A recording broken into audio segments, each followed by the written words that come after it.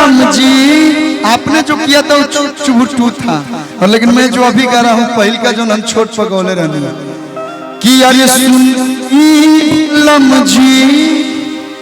फरिया के गोबा टूटल चरपाई पना कोटी हमसे राती तो चुभे सुइनियन सौ से बदनाना। आप अगर मेरे साथ हैं तो निश्चिंत रहिए, मैं बहुत सीधा साधा लड़का हूँ। कृपया दूरी बना कर रखें। क्या भैया हम पढ़े लेके ना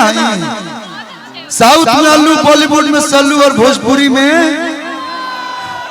हमारा लेकर सीधा लेकर तारे कहीं ना मिले। मैं भाई हमारे पुराण में आवे लोग, हम कहीं खुद खत गलत जगह नहीं करते हैं, ना ही कुछ गलत बोलता हूँ। मैं सम्मान करता हूँ सभी का, और आप लोग भी मेरे को प्यार देती हैं, यही मेरे को चाहिए और कुछ नहीं चाहिए। बताओ छू देली गाना के बुला के नहीं हम अरे सुइनियन सौ से बदनाना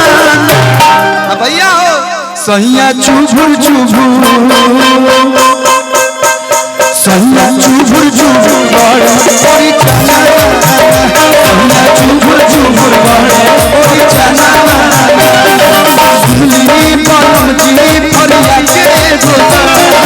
टूटल चरपाई पना काटी हमसे सुनी परम जी फरिया के गोता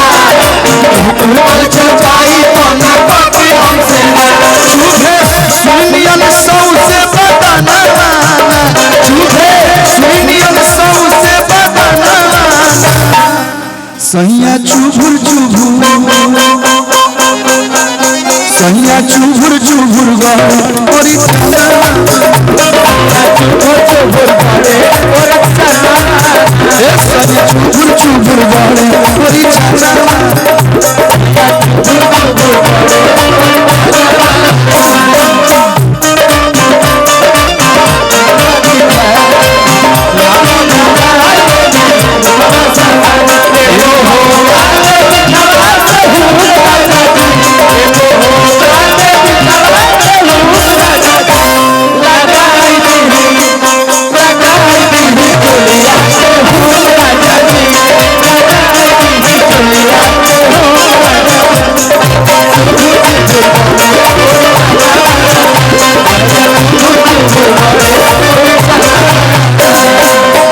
भोजपुरी के ट्रेंडिंग स्टार बड़े भैया खेसारी लाल यादव जी, जो कि आप लोग के गांव के बगल के ही बानी, उनकर परम मित्र मुरली सोनी भैया की तरफ से बहुत सारा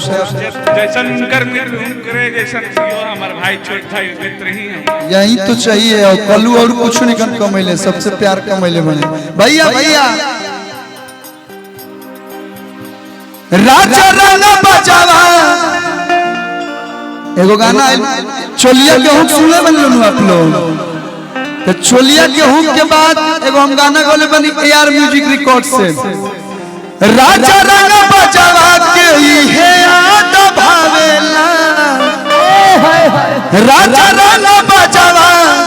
आई मैं रंग बाजे हम से जजर भाई बड़े से राजा राना बजावा के हे याद भावेला चोली के हूँ